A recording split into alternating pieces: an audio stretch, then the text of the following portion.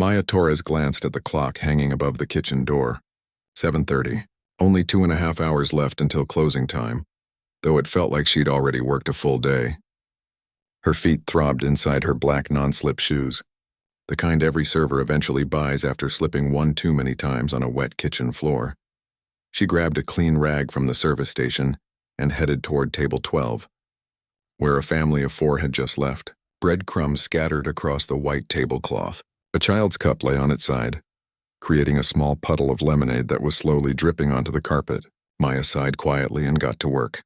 This was her life now. 6 years of carrying plates, memorizing orders, and smiling through exhaustion. 6 years of, "Can I get you anything else?" and "I'll be right back with that." 6 years that felt both too long and like they'd passed in a blur. But it wasn't supposed to be this way. Maya had started working at Bellissimo when she was 22, fresh out of her second year at the Chicago Conservatory of Music. It was meant to be temporary, just a way to earn some extra money while she finished her degree. Piano performance major, that's what she'd been. That's what she'd dreamed of becoming since she was 7 years old and her grandmother first placed her tiny fingers on the ivory keys. Life, though, had other plans. Her mother's diagnosis came during finals week of her 3rd year. Stage 3 breast cancer. The words hit like a freight train. Suddenly, Maya's carefully planned future crumbled. Medical bills piled up faster than snow in a Chicago winter. Insurance covered some of it, but not enough. Never enough. Her mother needed treatment, needed care, needed someone to drive her to appointments and hold her hand through the scary parts. Maya made the only choice she could. She left school. That was 5 years ago now. 5 years of putting her dreams in a box and tucking them away on a high shelf, where they couldn't hurt quite as much. The restaurant hummed with the usual Friday evening energy. Bellissimo was the kind of place where businessmen brought clients to impress them, where couples celebrated anniversaries, where families gathered for special occasions. White tablecloths, candlelight, soft Italian music playing in the background. The smell of garlic and fresh basil hung permanently in the air. Mr. Castellano, the owner, had opened the restaurant 30 years ago. He was a short man with a round belly and a thick Italian accent that grew stronger whenever he got excited or angry. He ran a tight ship, but he was fair. When Maya's mother got sick, he'd been understanding about schedule changes and sudden shift swaps. She was grateful for that. 3 months ago, something new had appeared in the restaurant. Mr. Castellano had purchased a grand piano and placed it in the corner near the large windows overlooking the street. It was beautiful, glossy black, perfectly tuned, elegant. He'd mentioned something about hiring pianists for special events, creating more ambiance, but mostly it just sat there, silent, waiting. Every time Maya walked past it, something twisted in her chest. She'd pause sometimes when the restaurant was quiet, letting her fingers ghost across the closed lid, not quite touching.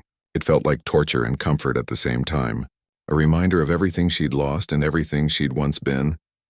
At home, in her cramped studio apartment on the South Side, she had a digital keyboard, 61 keys instead of 88, plastic instead of ivory, plugged into the wall instead of crafted from wood and string.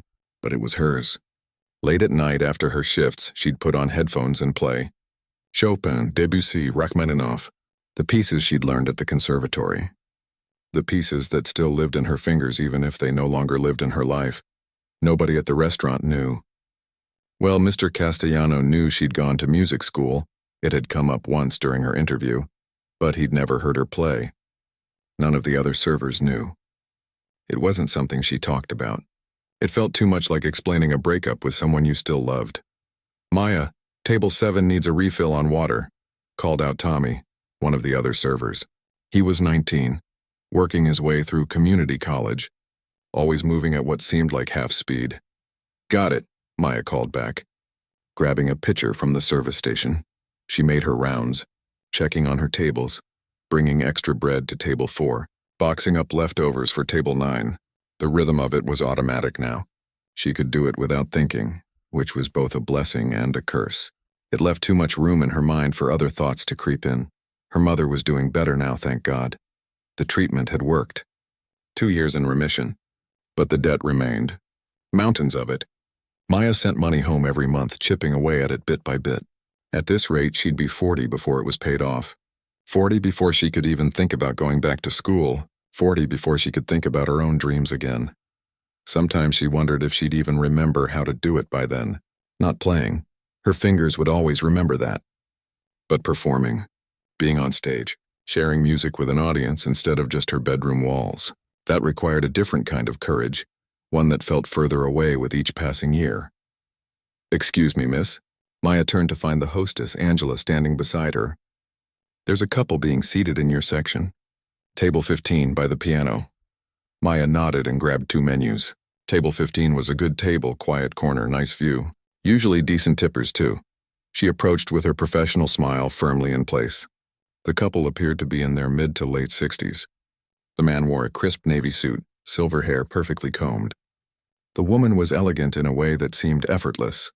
A silk scarf draped artfully around her shoulders, subtle jewelry that probably cost more than Maya made in a month, and eyes that seemed to notice everything.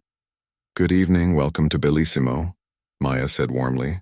"Can I start you off with something to drink?" The man ordered a scotch neat. The woman asked for sparkling water with lemon. Simple enough. As Maya turned to leave, the woman's voice stopped her. "Excuse me, dear. That piano in the corner, is it just for decoration or does someone play it?" Maya felt her stomach tighten. Mr. Castellano, the owner, occasionally hires pianists for special events. But most evenings it's just there for ambiance. "What a shame," the woman said, running her hand gently along the edge of the table. "It's such a beautiful instrument. Seems almost criminal to let it sit silent." "I agree," Maya said before she could stop herself. Then catching herself, she added quickly, "I'll be right back with your drinks." She hurried away, her heart beating faster than it should. Why had she said that? Why had she engaged?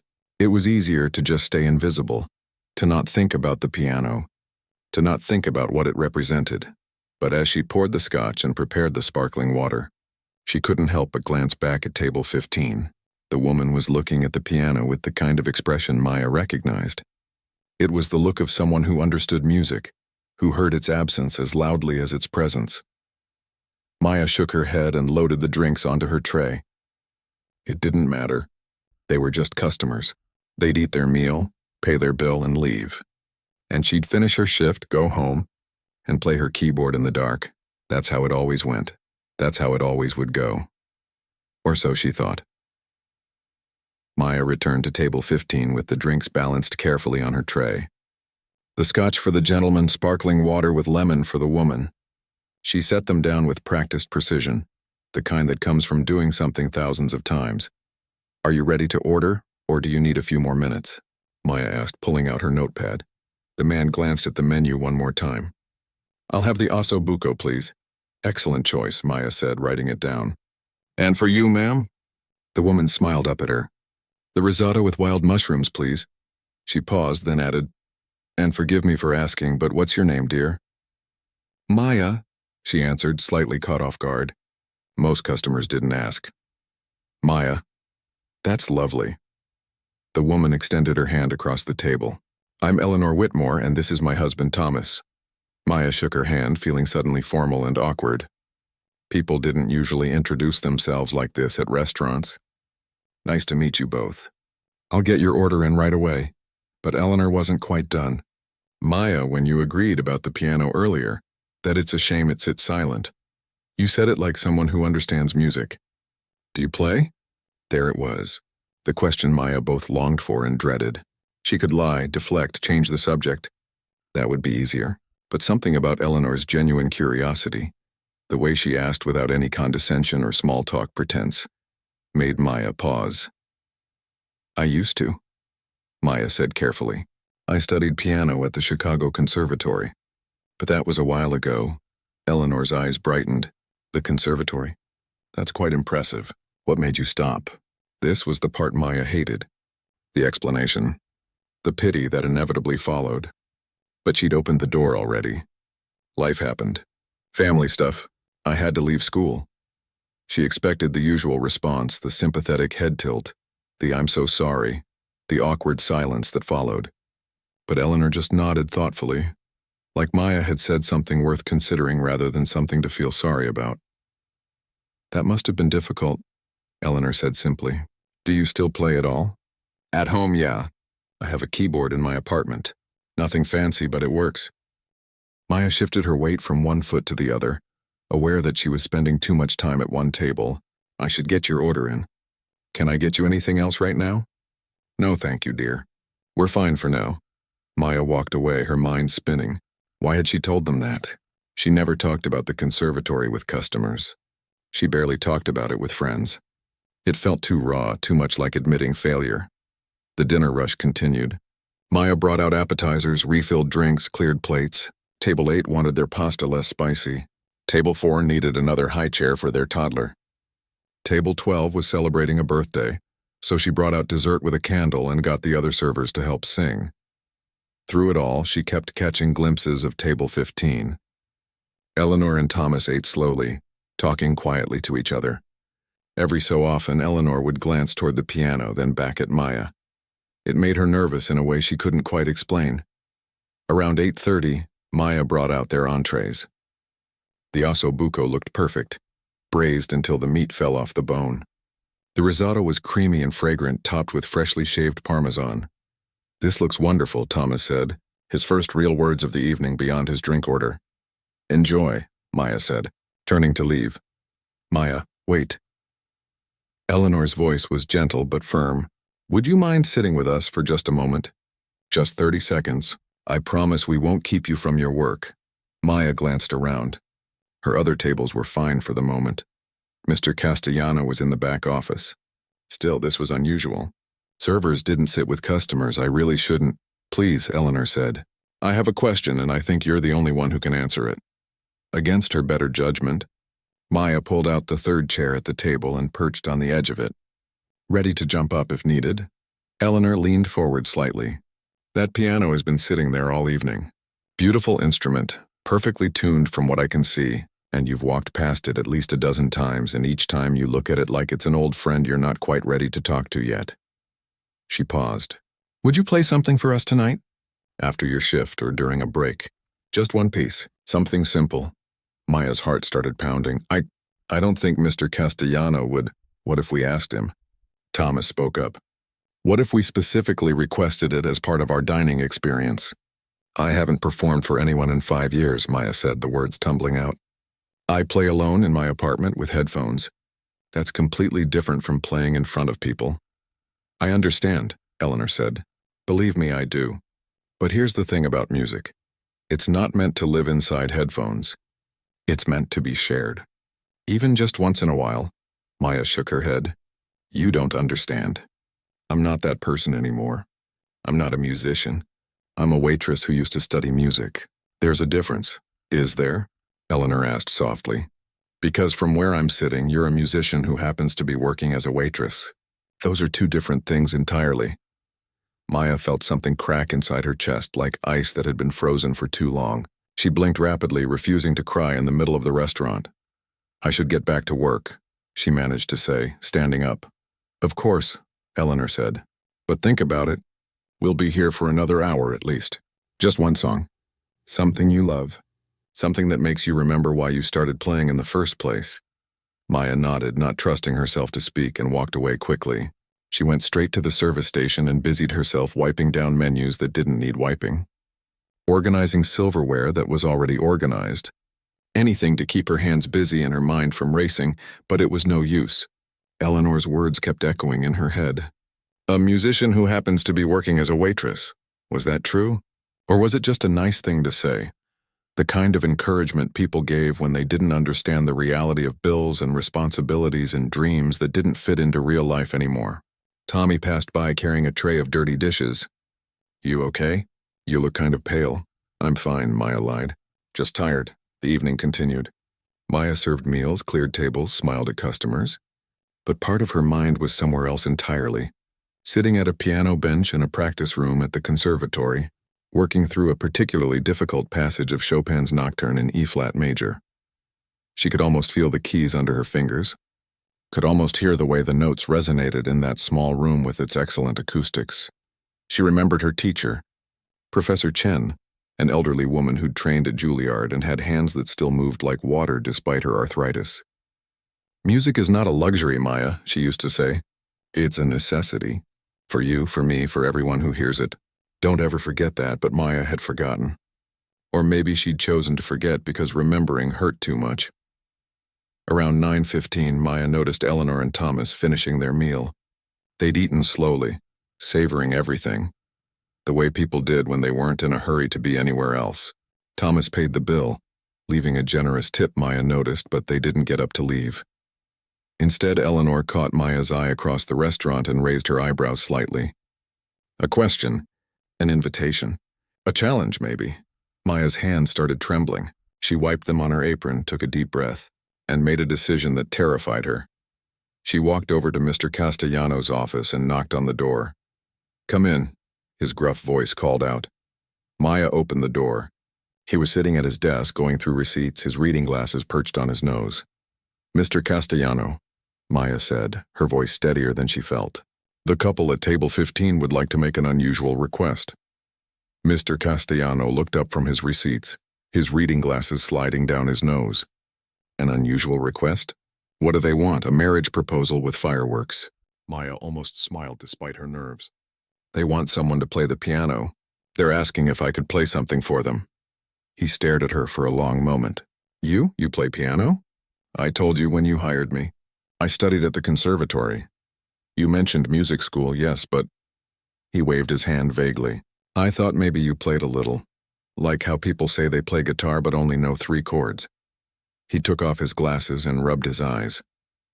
"You're telling me you actually play? Like really play?" "Yes," Maya said quietly. "I really play." Mr. Castellano leaned back in his chair, which creaked under his weight. He was quiet for a moment, thinking. Maya could see him calculating, weighing the unusual nature of the request against the potential for creating a memorable experience for customers. "This couple," he said finally, "they're good customers. They're not troublemakers. They seem very nice. They left a good tip. They just want to hear the piano being played." He drummed his fingers on the desk. "You know, I bought that piano 3 months ago. Spent good money on it, hired a guy to tune it, and you know how many times it's been played? Twice. Once by the tuner to make sure it worked, and once by my nephew who banged on it like a monkey." He shook his head. "What's the point of having a piano if nobody plays it?" Maya waited, holding her breath. "Okay," he said, standing up. "You finish your section first. Make sure all your tables are taken care of. Then you can play 1 song. 1. Don't make a big production out of it. And Maya," he pointed a finger at her, "if you're terrible, we never speak of this again." "Deal," Maya said, her heart hammering in her chest. She left his office and went back to her tables, moving on autopilot. She brought the check to table 8, cleared the last plates from table 4, asked table 12 if they needed anything else. Every movement felt surreal, like she was watching herself from outside her body. Tommy caught her arm as she passed. "Hey, what's going on? You look like you're about to faint or throw up or both." "I'm going to play the piano," Maya said, the words sounding absurd coming out of her mouth. "Wait, what? You play piano?" "Apparently. Since when?" "Since always." Maya realized she was gripping her order pad so tightly her knuckles had turned white. "I need to finish my section. Can you cover my tables for like 10 minutes after I'm done?" Sure, but..." Maya didn't wait for the rest.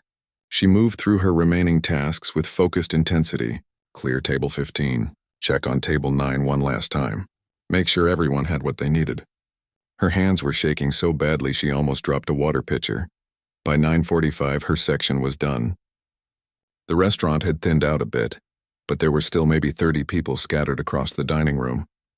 30 people who were about to watch her either succeed or fail spectacularly. She walked to the bathroom first, needing a moment alone.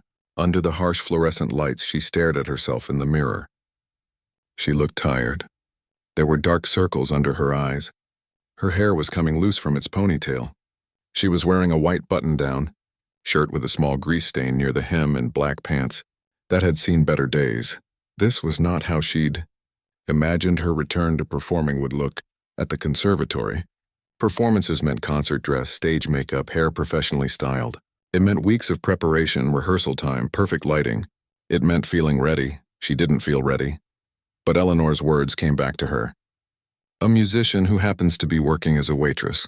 Maya washed her hands thoroughly, dried them, and walked out of the bathroom. She crossed the restaurant floor, each step feeling like it took an eternity. Eleanor and Thomas were still at their table watching her approach. Eleanor's face was gentle and encouraging. She gave Maya a small nod. The piano waited in the corner, gleaming under the soft restaurant lighting. Maya stood beside it for a moment, running her hand along the smooth lid. It was a Yamaha Grand, probably worth more than she made in 2 years. Beautiful action-responsive keys. She lifted the fallboard, revealing the ivory and black keys beneath. Her fingers hovered over them, not quite touching. What should she play? She'd planned on something simple, something safe, maybe a basic Mozart sonata or a gentle Schumann piece, something that wouldn't draw too much attention. But as she sat down on the bench and adjusted her position, muscle memory took over. Her hands found their position, and she knew suddenly and certainly what she needed to play. Clair de Lune, Debussy's masterpiece. The piece she'd performed at her final conservatory recital, 3 weeks before her mother's diagnosis. The piece that had made Professor Chen cry. The piece that lived so deeply in her fingers it felt like breathing. It was also much harder than anything simple she could have chosen. But it was the only thing that felt right. Maya took a deep breath and placed her fingers on the keys. The first notes emerged soft and gentle, like moonlight through water. That's what Clair de Lune meant, moonlight. And that's what it sounded like. Ethereal, floating, dreamlike. The conversation at the nearest table stopped. Maya didn't notice. She was somewhere else now, in that space between memory and present moment where music lives. Her fingers moved across the keys with a confidence she'd forgotten she possessed. The melody rose and fell, whispered and sang. More conversation stopped. A waiter froze mid-stride, a tray balanced in his hands. The piece built slowly, the way Debussy intended, each phrase flowing into the next like waves on a shore. Maya's hands danced across the keys, soft then strong, delicate then powerful. Years of practice, years of love for this piece, years of holding it inside her. All of it came pouring out. The restaurant had gone completely silent now. Even the kitchen noise had quieted. 30 people sat motionless, forks forgotten, conversations abandoned, completely caught in the spell of the music. Maya felt tears on her cheeks but didn't stop playing. This was why she'd started piano in the first place. Not for the applause or the achievement or even the career. For this feeling of being completely present, completely alive, completely herself.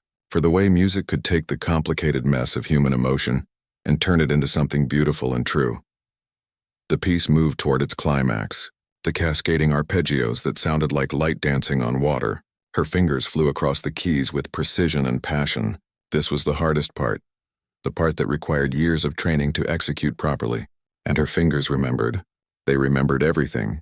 Then came the resolution, the return to that gentle opening theme, but somehow changed by everything that had come before. Sadder, wiser, more accepting. The notes grew softer, slower, like the moon setting at dawn. The final chord hung in the air, resonating through the restaurant, through Maya's body, through everything, then silence, complete, absolute silence. Maya kept her hands on the keys, afraid to move, afraid to break whatever spell had been cast. She could hear her own breathing, rapid and shallow, could feel her heartbeat pounding, could sense the weight of everyone's attention focused on her. Then the applause started. It began with Eleanor and Thomas, who stood from their table clapping. Then the couple at table 9 joined in. Then table 4. Within seconds, the entire restaurant was on their feet, applauding, some people shouting, "Bravo!" Maya stood from the piano bench on shaky legs, overwhelmed. She'd forgotten this part. The vulnerability of performance, the exposure of sharing something so personal with strangers. She'd also forgotten how incredible it felt. Mr. Castellano emerged from the kitchen, his eyes wide. He started clapping too, a huge grin spreading across his face. Maya wiped her tears with the back of her hand and gave a small, awkward bow. She wasn't used to this anymore. Wasn't used to being seen like this.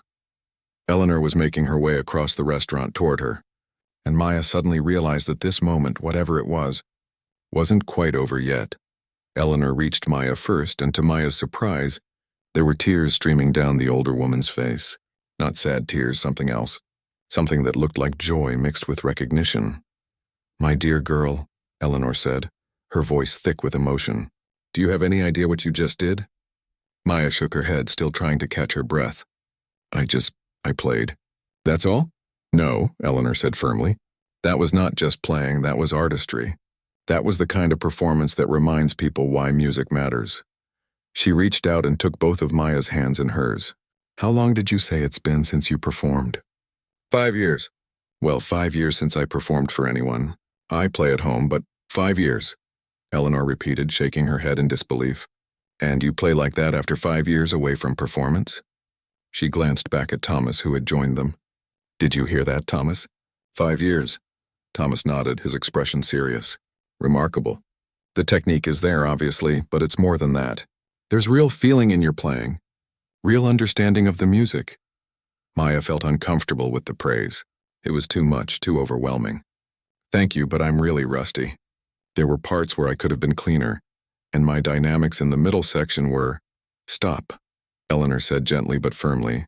I know what you're doing. You're picking apart what you just accomplished, finding the flaws, minimizing it. Musicians do that. But sometimes you need to just accept that something was beautiful. Mr. Castellano appeared beside them, still grinning. Maya, why didn't you tell me you could play like that? We could have been doing this every weekend.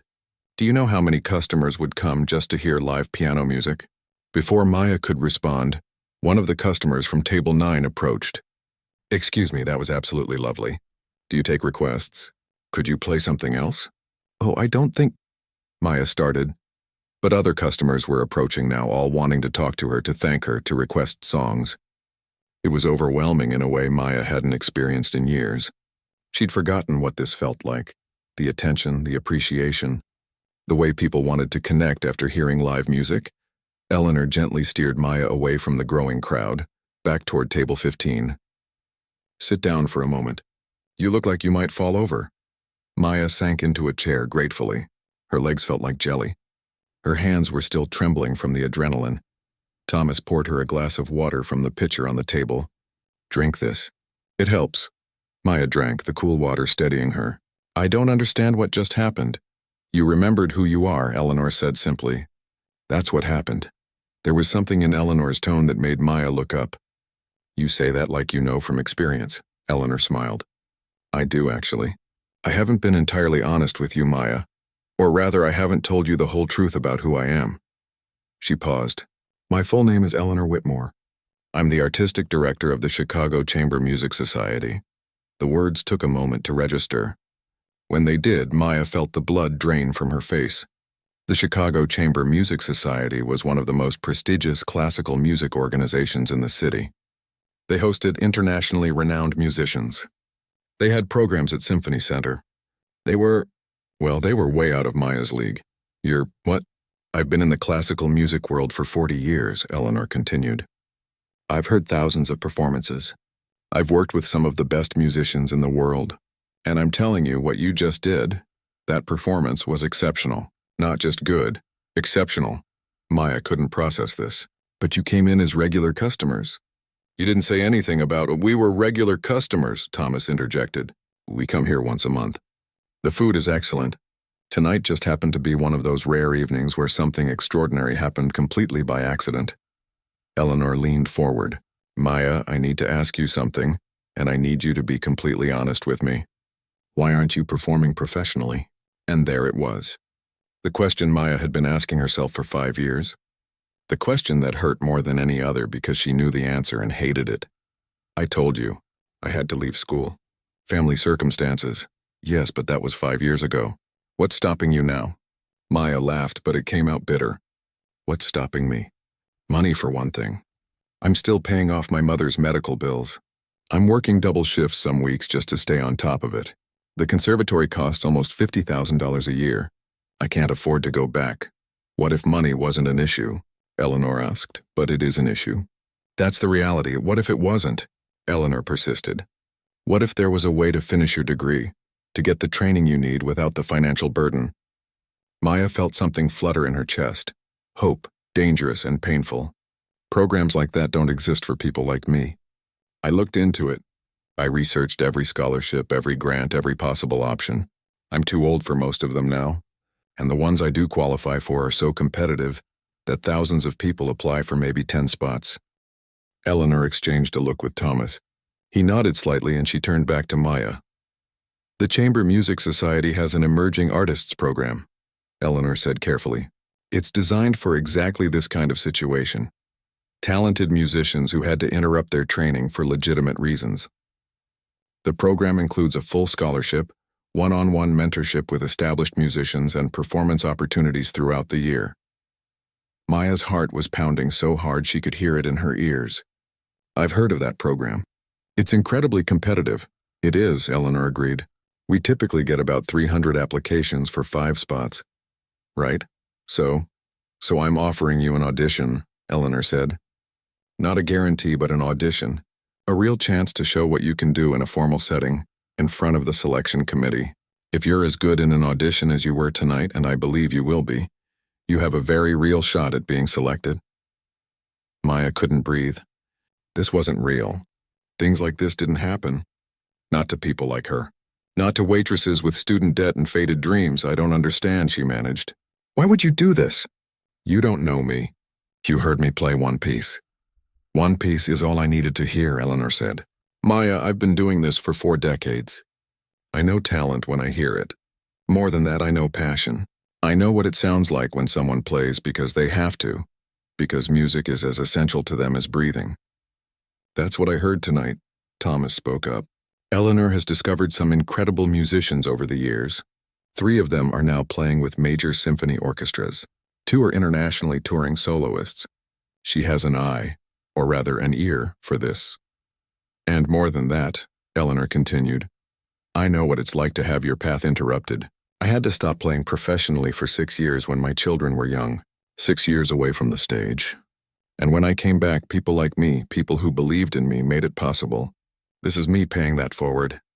Maya felt tears welling up again. I don't know what to say. Say you'll audition, Eleanor said. That's all I'm asking. You prepare your best pieces, you come in, you play for us. If it doesn't work out, you're no worse off than you are now. But if it does work out... She let the sentence hang in the air, full of possibility. Maya thought about her tiny apartment, her digital keyboard, the years of playing alone in the dark. She thought about her mother, finally healthy, always asking if Maya was happy. She thought about Professor Chen saying music was a necessity, not a luxury. She thought about how it felt to play that piano tonight, to lose herself in the music, to remember what it was like to be fully, completely herself. Okay, Maya whispered. I'll audition. Eleanor's face lit up. Wonderful. Give me your contact information, and I'll have my assistant reach out early next week with the details. She pulled out her phone. We'll need to move quickly. The next program session starts in 3 months and auditions are in 6 weeks. 6 weeks. Maya's mind was already racing. She'd need to prepare at least 3 pieces, maybe 4. She'd need to practice every day. Really practice, not just play for comfort. She'd need to find somewhere with a real piano to rehearse on. As if reading her mind, Mr. Castellano appeared at the table again. Maya, from now on you practice here. After hours, before we open, whenever you need. That piano should be played and you should be the one playing it. Maya looked up at him, surprised. Really? Really? You're good for business. Already 3 tables asked if you play here regularly. He grinned.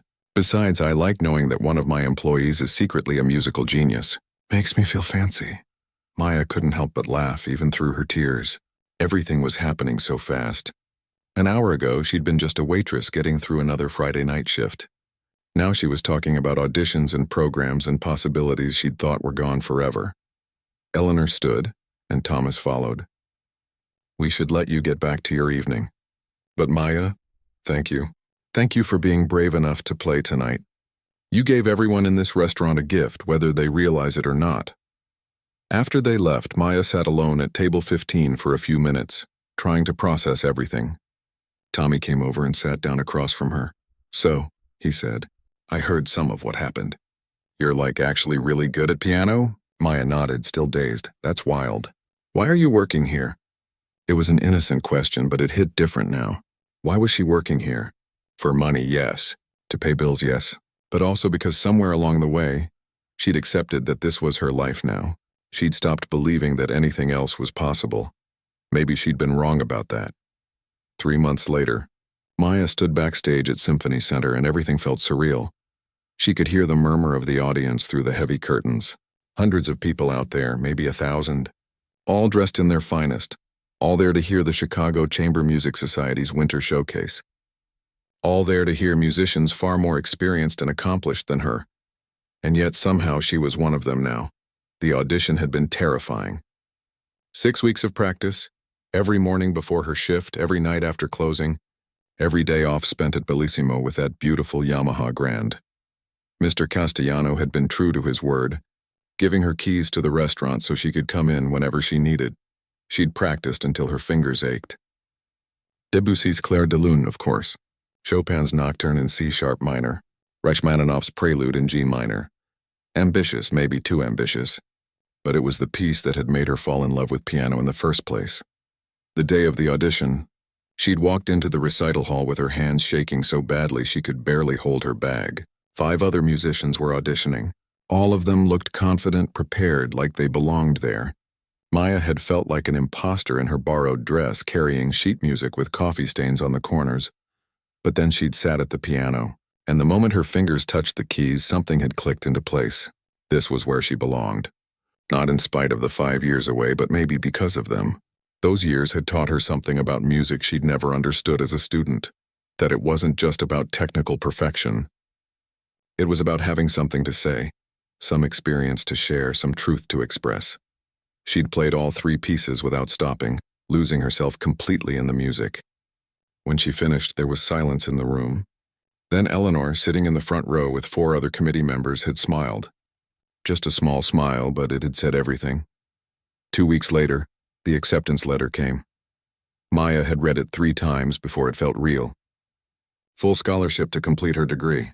Mentorship program with Dr. Patricia Huang, a renowned concert pianist who'd performed at Carnegie Hall. And performance opportunities, including tonight's winter showcase. Her mother had cried when Maya told her. Happy tears this time, not the scared tears from 5 years ago. I always knew you'd find your way back, she'd said. I just didn't know how. Maya hadn't quit her job at Bellissimo. Mr. Castellano had been understanding, letting her cut back to weekend shifts. You still gotta eat, he'd said. Plus people ask about you now. When's the piano girl working? Good for business, but it was more than that. Maya kept the job because it reminded her where she'd been. It kept her grounded. It meant she never took a single moment at that piano for granted. Now, standing backstage in a simple black concert dress, her first real performance dress in years, purchased with her first scholarship stipend, Maya felt her heart racing. She could hear the other performers, all of them brilliant. A violinist who'd just finished a piece by Mozart, a cellist about to start something by Bach, musicians who'd never stopped, never had to work double shifts and wonder if their dreams were dead. You're up in 5 minutes, a stage manager whispered, appearing beside her. Maya nodded, not trusting herself to speak. Someone touched her shoulder. It was Dr. Huang, her mentor, a small woman in her 60s with silver hair and kind eyes. Breathe, she said simply. Remember, they're not here to judge you. They're here to experience music. You're just the vessel. I'm terrified, Maya admitted. Good, Dr. Huang said. That means you care. The day you stop being nervous is the day you should worry. She squeezed Maya's shoulder. You've worked hard for this. Trust your preparation. Trust yourself. Maya took a deep breath, then another. She thought about that Friday night 3 months ago. Exhausted and aching, never imagining that agreeing to play one song would change everything. She thought about Eleanor's words. A musician who happens to be working as a waitress. She'd been so afraid of that word. Musician. It had felt too big, too presumptuous. But maybe Eleanor had been right. Maybe she'd been a musician all along, even when she was carrying plates and memorizing orders and thinking her dreams were over. Maya Torres, the stage manager said. You're on. Maya walked onto the stage. The lights were bright, making it hard to see the audience clearly. She could make out shapes, faces in the first few rows. Somewhere out there was her mother, who'd insisted on coming despite still being weak from treatments. Somewhere was Mr. Castellano and Tommy and Angela, the hostess, and half the staff from Bellissimo. Eleanor and Thomas, of course. Professor Chen, her old teacher from the conservatory, who'd sent her a card that said simply, I knew you'd come back. Maya sat at the grand piano. A Steinway this time, one of the best pianos in Chicago. She adjusted the bench, positioned her hands, and for just a moment let herself feel the weight of this moment. All the years of practice as a child, all the dreams and hopes, the devastating interruption, the long years of silence, the unexpected invitation to play again. And now this, a second chance she'd never thought she'd get. She began to play. The piece was Chopin's Ballade No. 1 in G minor, not one of her audition pieces. This was something new, something she'd been working on with Dr. Huang. It was difficult, demanding, full of dramatic shifts and technical challenges. But it was also breathtakingly beautiful, full of passion and storytelling. Maya's fingers flew across the keys. The piece started quiet and mysterious, building slowly. She could feel the audience leaning in, drawn into the narrative Chopin had woven into the music.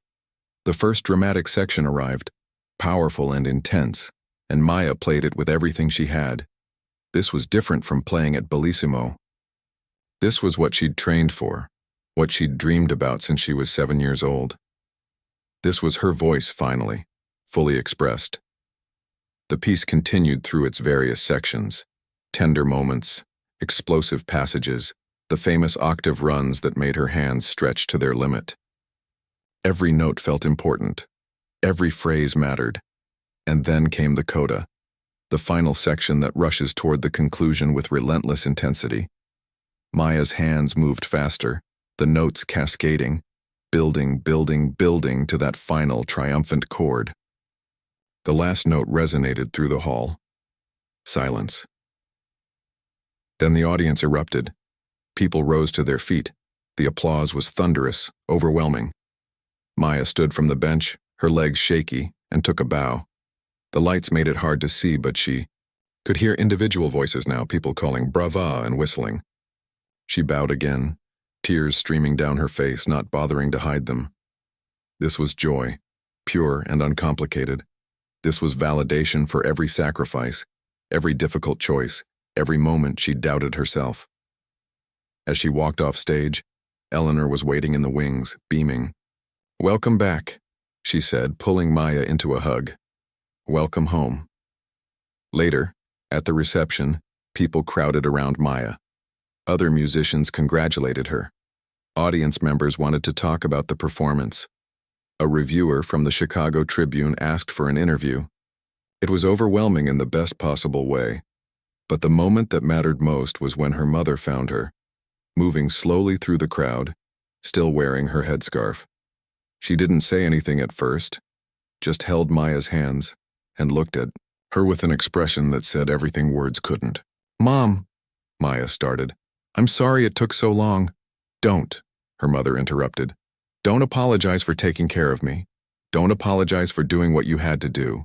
You're here now. That's what matters." "I couldn't have done this without you," Maya said. "And I couldn't have made it through without you," her mother replied. "We did it together, like everything else." Later that night, after the reception ended and everyone had gone home, Maya found herself back at Bellissimo. It was late, well past midnight.